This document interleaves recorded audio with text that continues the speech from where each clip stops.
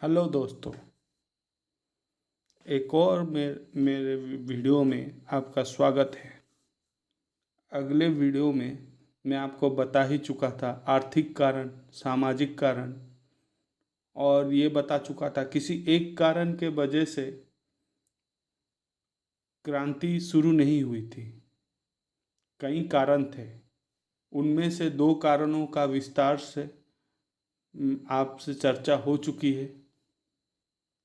चलिए दूसरे कारणों में हम लोग आगे बढ़ते हैं और क्या क्या कारण थे हम जानने की कोशिश करते हैं।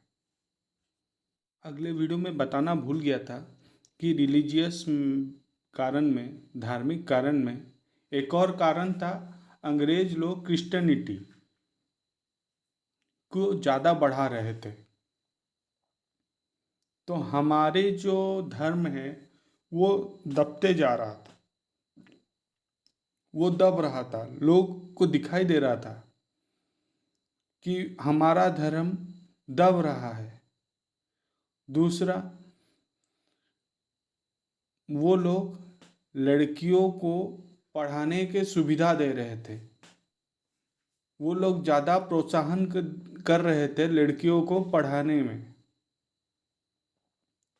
तो ये हमारे सामाजिक और धार्मिक मैटर में इंटरफेयर कर रहे थे, वो लोग हस्तक्षेप कर रहे थे। एडमिनिस्ट्रेटिव फैक्टर मतलब तकनीकी कारण। वो लोग ज़्यादातर अमीरों को फेवर, ऐसा सिस्टम बनाया था जो अमीरों को फेवर में आ जाता था। वो लोग गरीबों को मतलब देखते भी नहीं थे। और नौकरियों में भारतीय को सबसे निचला पोस्ट दिया जाता था, और अच्छा सैलरी भी नहीं, पैसा भी अच्छा नहीं। और कई राजा महाराजा रजवाड़े, वो लोग का शासन चला जा चुका था। नाना साहब को तो पेंशन देना बंद कर दिया था, तो वो आए अपने पेंशन के लिए। और उन लोगों ने डाक व्यवस्था शुरू किए, रेल व्यवस्था शुरू किए।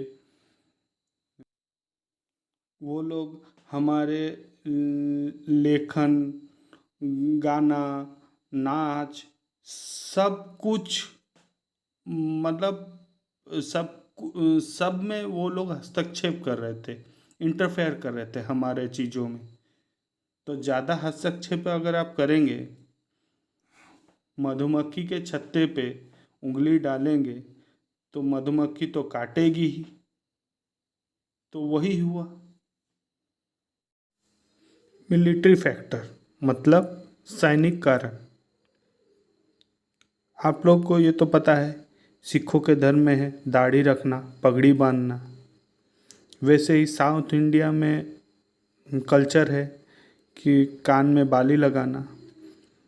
अंग्रेज लोग ये सब बैन कर रहे थे, दाढ़ी नहीं रख सकते, कान में बालियाँ नहीं पहन सकते। ये सब चीज़ हमारे भारतीयों को पसंद नहीं आ रहा था, क्योंकि दाढ़ी रखना, बालियाँ पहनना अंग्रेज लोग प्रतिबंधित कर रहे थे। तो वो लोग क्या क्या, दाढ़ी काट के आओ, कान में बाली नहीं पहन सकते, पगड़ी नहीं पहन सकते। आज भी मिलिट्री में है ना, दाढ़ी आप नहीं रख सकते, पर सिख हमारे पगड़ी पहन सकते हैं, दाढ़ी रख सकते हैं। कुछ एक्सेप्शनल है, उस समय टोटली मना कर दिया गया। क्योंकि जब हम लोग गन चलाते हैं, गन में उस समय गैस, जो गैस सिलेंडर में अगर दाढ़ी फंस गया तो गन जाम। अगर बालियाँ पहनोगे, अगर कहीं छुपे हुए हो झाड़ी वाड़ी में, कान में लग गया तो माई बाप करके चिल्लाओगे कि नहीं? दुश्मन को पता चल जाएगा तो वो ठोक देगा। तो उस समय वो लोग दाढ़ी रखना, कान में बालियाँ लगाना, ये सब मतलब पूरा हटा दिए। अभी भी हमारे जो मिलिट्री में वो सब नियम हैं, दाढ़ी नहीं रख सकते। बट आप लोग अगर आपके धर्म में हैं तो वो लोग अपने सीओ से बात करके, सीओ से परमिशन लाके वो लोग अपना अपना जो धर्म है उसको पालन करते हुए अपना काम करते हैं। ये सब चीज़ों से भारतीय बड़े परेशान हो चुके थे। दूसरा, अगर मिलिट्री में भी हो, अगर भारतीय हो तो आपको अच्छा पोस्ट नहीं मिलेगा। आप सिर्फ कांस्टेबल होके ही बंदूक पकड़ के हाफ पैंट पहन के दौड़ते रहोगे और ना ही अच्छा वेतन मिलेगा। ये सब तो था, बट उससे बड़ा था पेंशन। पेंशन बंद कर दिया किन किन का, जो मराठाओं को लेकर उठा कर कानपुर भेज दिया था। उसके बाद 30 साल 40 साल के बाद उनका पेंशन बंद कर दिया। यही तो उनका प्लान सब रहता था कि आपके पूरे वंश को मतलब बदल दे। आपको लेके बैठा दिया दूसरी जगह। आप राजा थे, मराठाओं के राजा थे, आपको लेकर कानपुर में बैठा दिया। कानपुर में आपको कोई पहचानता नहीं था। आपको पेंशन का लालच देकर आप बैठे रहे 40 साल। एक पीढ़ी चली जाती है, उनके भी बच्चे होते हैं, बच्चे बूढ़े हो जाते हैं, तो आपको और कौन याद रखेगा। आपका पेंशन बंद कर दिया। उसके बाद पेंशन बंद करने के बाद जब आप अपने जगह पे आए तो सब बोले, भाई तुम कौन हो, तुम्हें यहाँ पे किसने बुलाया, तुम कौन हो, हम तुम्हें पहचानते नहीं है। तो उनका राजकीय शासन भी छीन लिया। पर देखिए वो बहुत चालाक थे अंग्रेज लोग, हमेशा 100 साल के आगे वाला बात सोचते रहते थे। जैसे राजा रंजीत सिंह को भेज दिया कहाँ, कश्मीर, और उनके बेटे दिलीप सिंह को उच्च पढ़ाई के लिए विदेश भेज दिया। राजा रंजीत सिंह वहाँ पे रहे कश्मीर में। बाद में जब उनका पेंशन बंद हो गया, वो अपने जगह पे आए, भाई तुम कौन हो, कौन रंजीत सिंह, पहचानते नहीं है, उनकी पीढ़ी गुजर चुकी है तो उनको कौन पहचानेगा। वैसे ही धीरे धीरे करके वो राजाओं को हटाने लगा। इस तरह से मतलब उनके अंदर में, भारत के लोगों के अंदर में गुस्सा पनपा। धीरे धीरे उनका गुस्सा पूरा मतलब चरम सीमा तक पहुंच गया। अंग्रेजों ने और भी कई प्रकार के भयानक भयानक काम किए। जमींदारी सिस्टम भी हटा दिए। भाई जमींदारों को बोला कि भाई तुम्हारी जितनी ज़मीन है, तुम जितने ज़मीन के जमींदार हो, वो अब तुम नहीं हो, अब वो ब्रिटिश हैं, इंग्लैंड की रानी हैं उस जगह की मतलब मालिक। और अंग्रेज़ों ने ये कानून पारित कर दिया कि जो जो राजा हैं जिनके कोई संतान नहीं है, उनके मरने के बाद वो पूरा प्रदेश अंग्रेज़ों की हो जाएगी। भाई ये क्या बात हुई। इससे किसको ज़्यादा कष्ट हुआ। भाई झांसी की रानी लक्ष्मीबाई, उनको, क्योंकि उनके तो कोई संतान नहीं थे।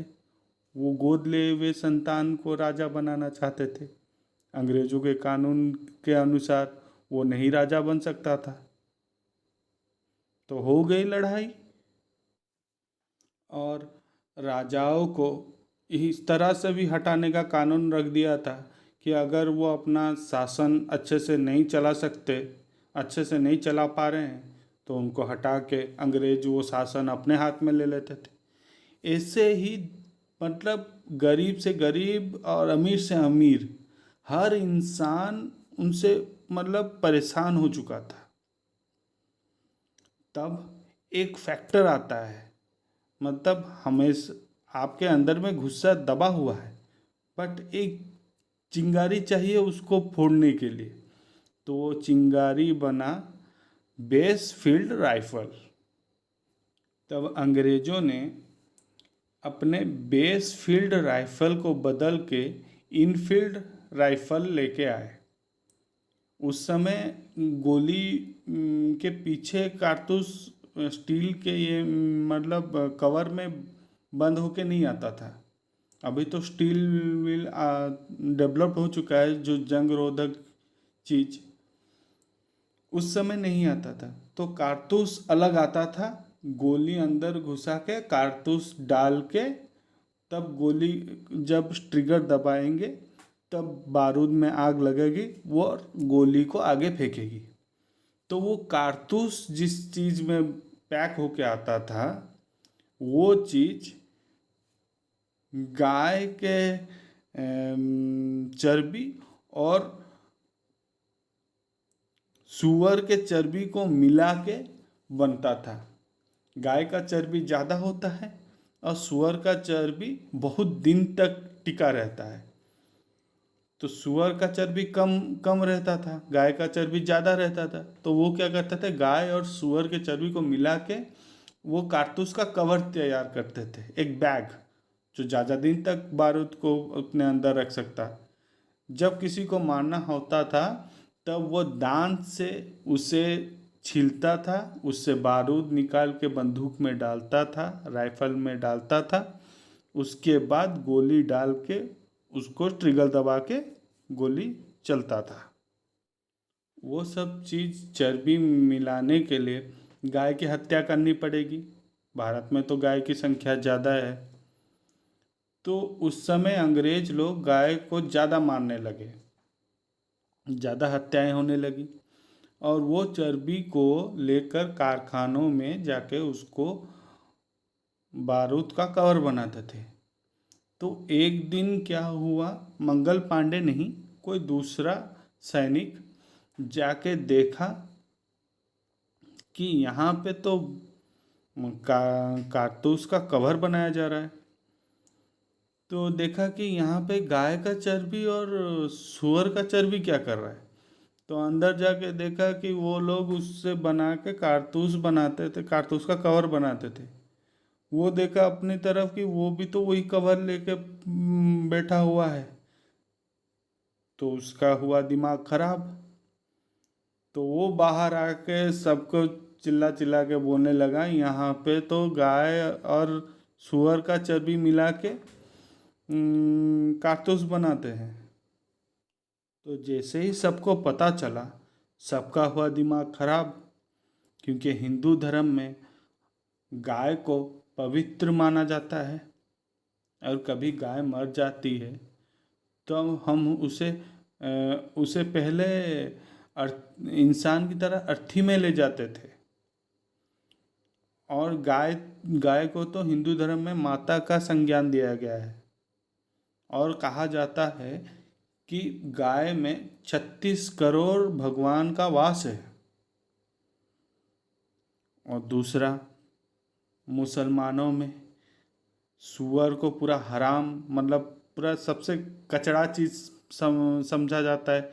सूअर, यहाँ तक कि अगर मुसलमान लोग सूअर को सूअर के नाम से भी बुलाते थे तो उनको नहाना पड़ता है, वो इतना खराब चीज़ है उनके लिए।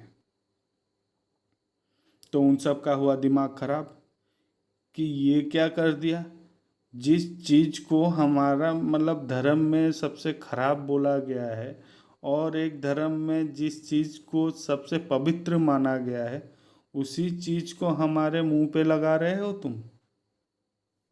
तो सब मिल गए, हिंदू मुस्लिम सब सिख सब मिल गए। एक मतलब एक साथ अगर कोई मिल जाए तो उसको रोक पाना तो बहुत कठिन है। तो उस समय जन्म लिया क्रांति, और उसका पहला शुभारंभ मंगल पांडे जी के हाथ में हुआ। वो अब एंट्री होती है मंगल पांडे जी का। वो 34 infantry battalion, infantry native infantry के जवान थे।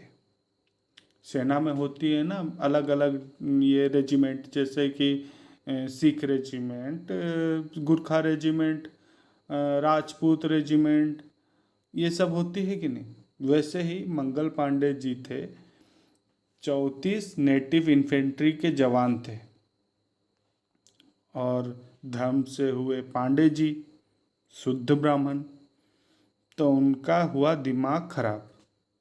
वो बोले कि साला तुम लोगों ने मुझे गाय का, जिस माता को हम लोग पवित्र मानते थे, माता की उपाधि देते थे, उनके चर्बी का कारतूस मुझे मुंह से छिलवाया कैसे। तो अंग्रेज बोले नहीं नहीं नहीं, तुम, ये अफवाह है। पहले अफवाह कुछ ज़्यादा ही उड़ती थी। तो वो लोग बोले नहीं, ये अफवाह है। तो मंगल पांडे बोले कि अफवाह नहीं, मैं खुद देख के आ चुका हूँ। तो अंग्रेज लोग चुप हो गए। फिर भी मिलिट्री में है ना कि आपको जो जो बोला गया वो करना ही है, आप क्वेश्चन नहीं पूछ सकते, आपका ये अधिकार नहीं है। अभी भी है, आपका senior, your senior always be right. तो वही हुआ। उनको बोले तुम्हें गोली चलाना है, तो बोले कि मेरा मतलब अब तो मैं नष्ट हो ही चुका हूँ, मेरा धर्म नष्ट हो ही चुका है। अब तो मुझे पूरे समाज में मुझे मतलब अछूत ही देखेंगे, मेरा सामाजिक बहिष्कार ही होगा। तो तुम लोग बच के क्या करोगे। निकाले छीले कारतूस को, डाले बंदूक में और धनाधन दोनों को उड़ा दी। उस समय आर्मी का नियम बहुत सख्त था, उनको सबके सामने फांसी दे दिए। वो लोग अंग्रेज लोग मंगल पांडे जी को सबके सामने फांसी दे दी। आज के लिए बस इतना ही। आगे का जानकारी मैं दूसरे वीडियो में लाऊंगा। तब तक के लिए आप लाइक कीजिए, सब्सक्राइब कीजिए और मेरे इस चैनल को शेयर कीजिए। तब तक के लिए बाय।